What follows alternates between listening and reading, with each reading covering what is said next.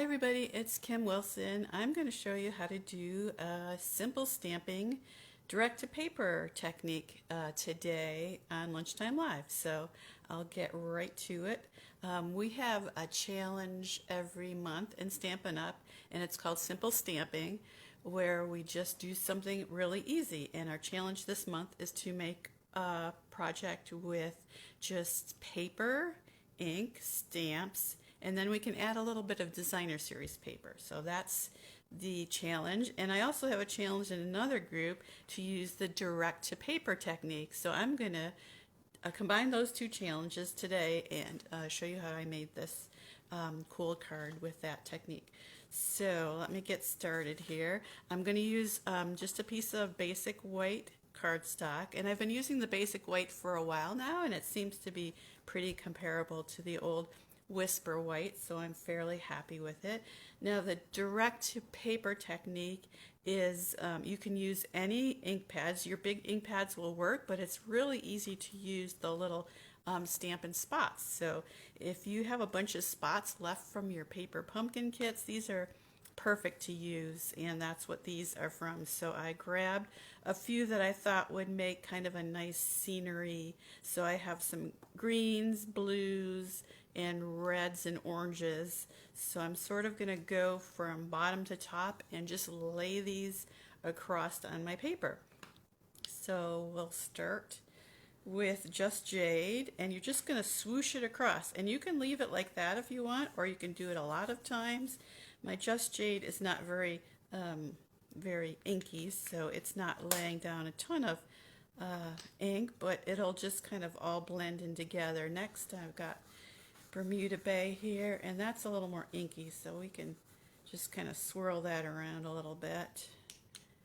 Okay, next I've got Pool Party, and you can use any colors really, so just experiment and have fun.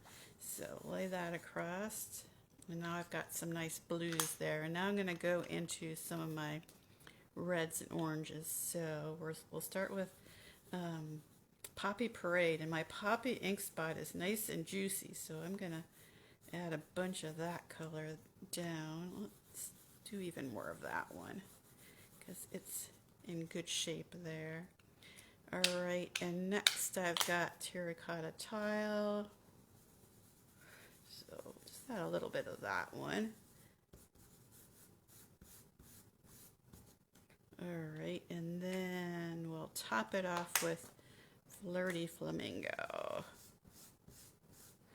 Just drag it right across.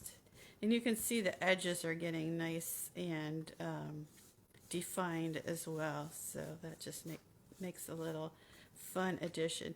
Now there's different ways to do that you can go across with the direct to paper. So one thing I want to show you is how to do a straight line, and that's going to make the horizon on this card. So we're just going to take the edge and just swoosh it across. And now if you wanted to make it even sharper, you could use just the corner and drag it across. So there's all different ways to just add a little detail. So I just added the edge there for my horizon, and I'm going to do it a few times because I want to make also kind of a few lines in my water, because this is kind of grass and water, and just for the scene, just to add a little interest there. So now I've added, that was Rich Razzleberry, by the way. So that one's done, and I'm going to set that one aside because I think it's probably best if I let it dry a little bit. So here's one I did earlier, and now I'm going to add some leaves and my sentiment. And I want to do that in black because I want the contrast of my sunset or sunrise with black. Now I couldn't find any yellow spots, but if you would like to do yellow, you could put a sun right here. So just do like take one of your spots and swirl it around to make a sun right there. I think that would be really cool as for a sunset. But alas, I couldn't find a yellow spot. So I think I gave away a lot of my spots for crafting, kids crafting last year when COVID first started. Has it been a year? Yes, it's been a crazy year. It's been 1 year since I did my last in-home class, so I've enjoyed connecting with you guys online.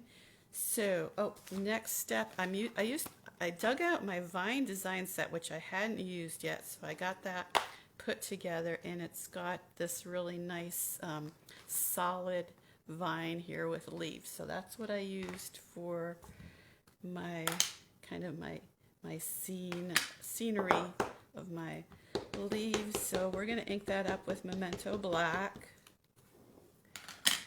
Okay, I got a little edge here. This my stamp set's a little bit off center, so I'm being careful not to catch the edge there. And I actually did catch the edge on my sentiment here, and what I ended up doing was just taking my scissors and just slicing a little bit of the rubber off of the end there, because I knew I'd just be catching that edge all the time. So, all right, but for the leaves, we'll just stamp them on the edge there, and I did them in 3 sections. So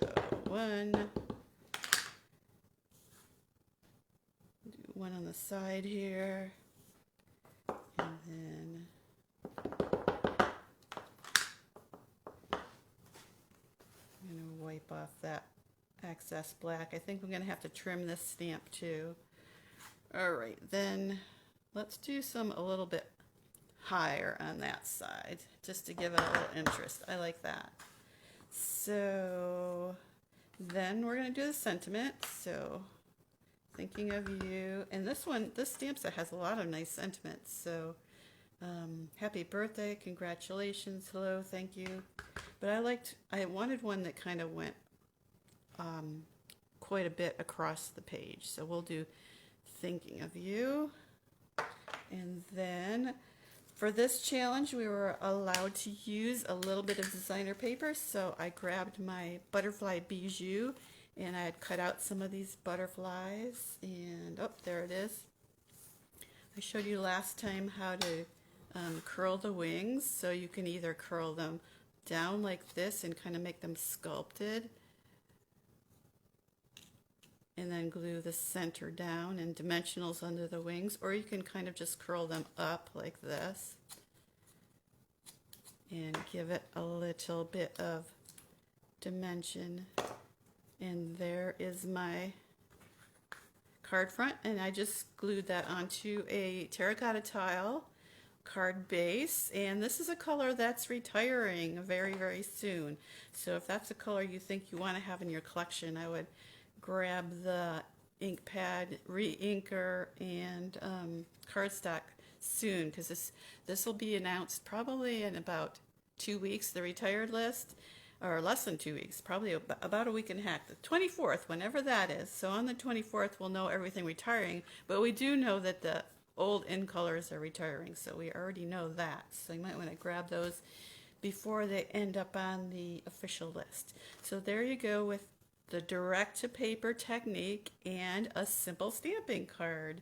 So hope you enjoyed that today, and I might pop in if I have time tomorrow, because I want to make a St. Patrick's Day card.